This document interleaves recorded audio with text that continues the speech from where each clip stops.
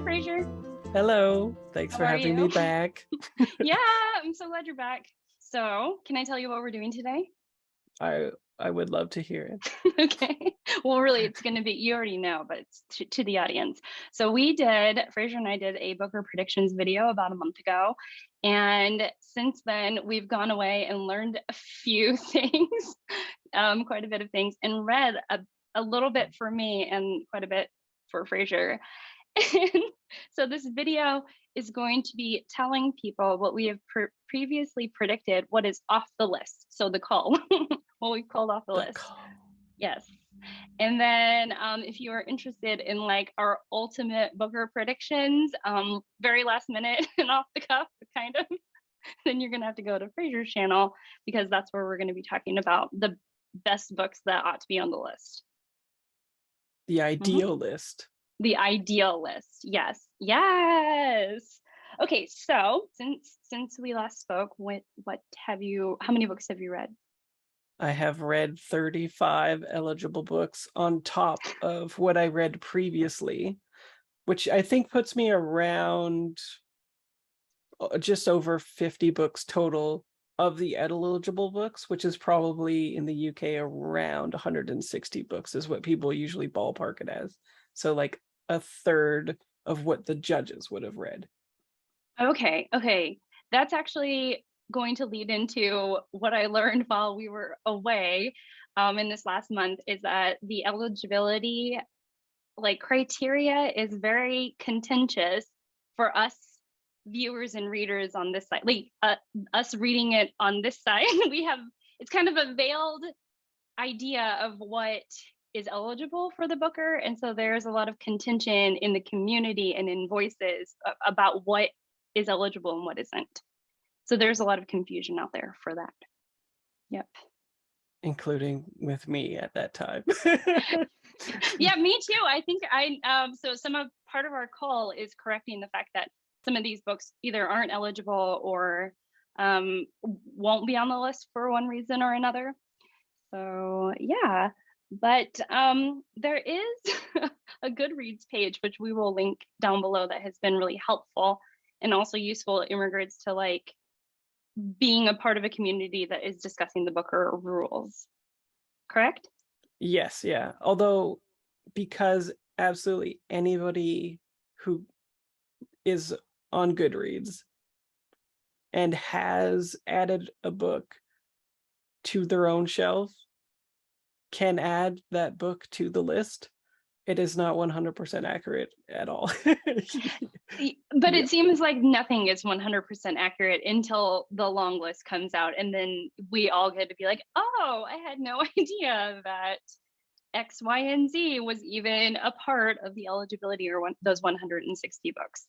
So exactly. I think some of it is going to be a surprise. Well, and you even said that it's kind of expected that even champion readers out there will not know about half of the Booker list, right? That half of the Booker list will be kind of new to them. So yeah.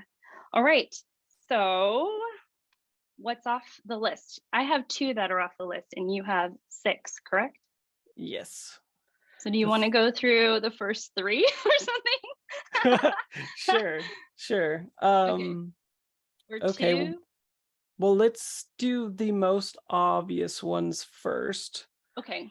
What Storm, What Thunder is not eligible. Who was that written by?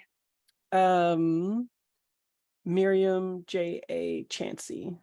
Okay, and that's not eligible.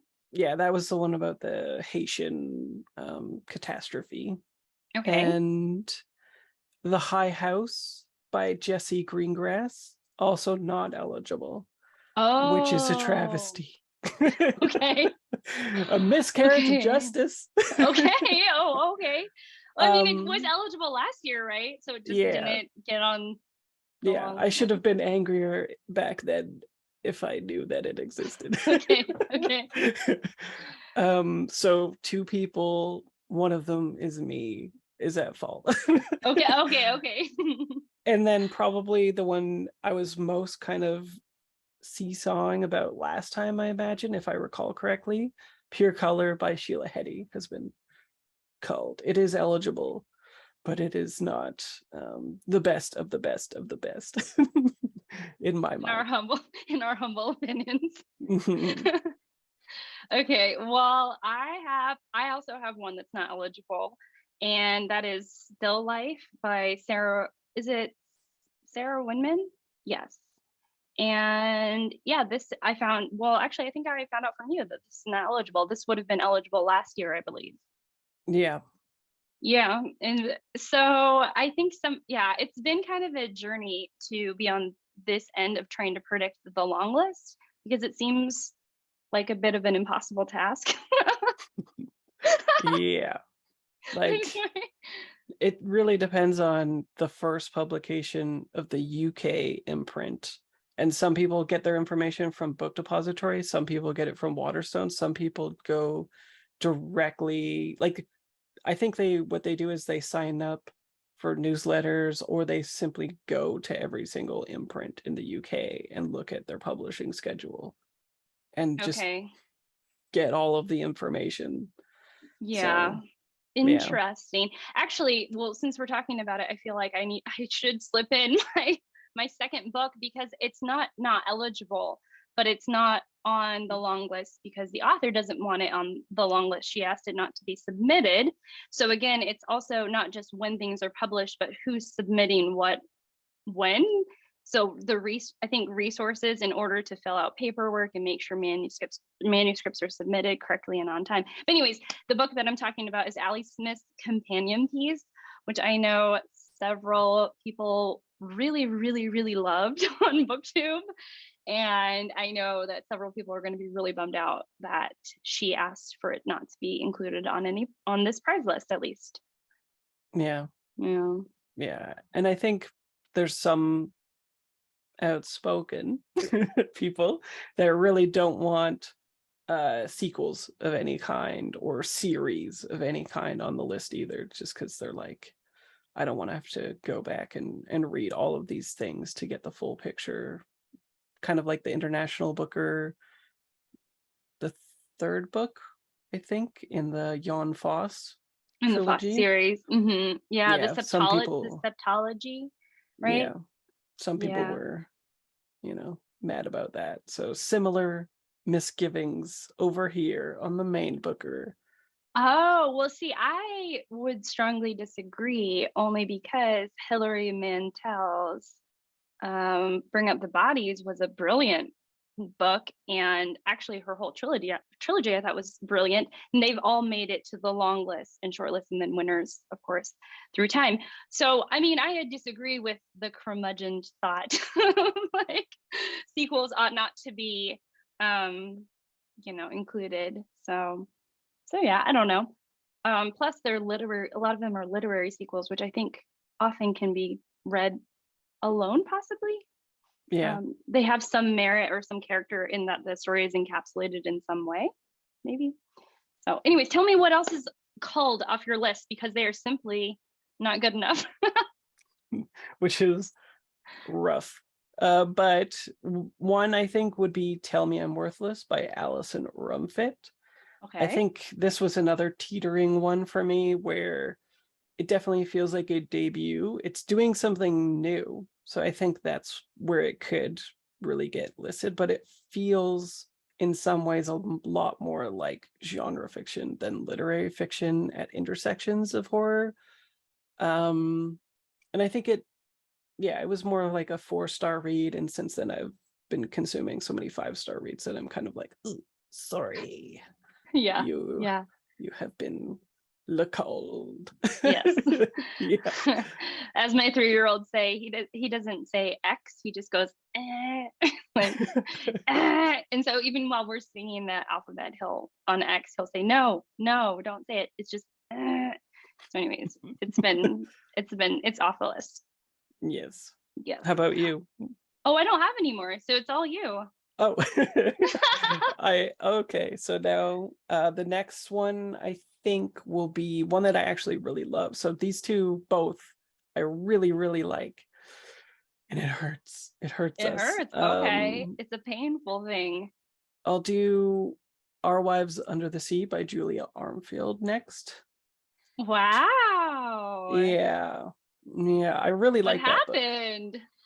I really like it, but again, it's like a 4-star read. It is a little bit overlong, and I've actually seen more people misconstrue, in my opinion, what the book is doing than what I think it's doing. So, and in a sort of negative light, like people tend to take that book extremely literally, whereas I thought it was definitely parabolic or a metaphor for something going on with their relationship, instead of like the plot beats was more of a feeling of what was happening with them, whereas everybody I've pretty much ever seen review it other than me was like, this was just weird and wild and surrealistic and stuff. So Interesting, because I was watching Bob the Booker, and I have been trying to keep up with some Booker content out there, and I was noticing that Our Wives Under the Sea made his list. Yeah. And so interesting. Anyways, so it's off your list. Yes. Interesting. This one also has been fairly polarizing, so I took it off the list for that reason as well. Whereas like in thinking that, perhaps falsely, that the reviewers here are kind of like a microcosm for the judges as well, so it could be polarizing and then therefore not make it as well. Cold Enough for Snow by Jessica Au. Also, has been a little polarizing and kind of confusing reviews as well. For similarly, like I remember some people thought it was like almost like a haunted story of the mother, and then other people, so again, it's more like literal metaphorical things happening. Interesting. Yeah. All right, so these are the books that are off the list. I have a list to make sure that I said everything. And I think we did. So yeah, but I've read, did we talk? You said you read 35 books since the Booker. I've read 2. Since we talked last. Yeah. And so I'm excited. I'm excited about our like official predictions list. I think it's going to be the best, basically. Yes. And pretty different than what people have seen so far. Yes.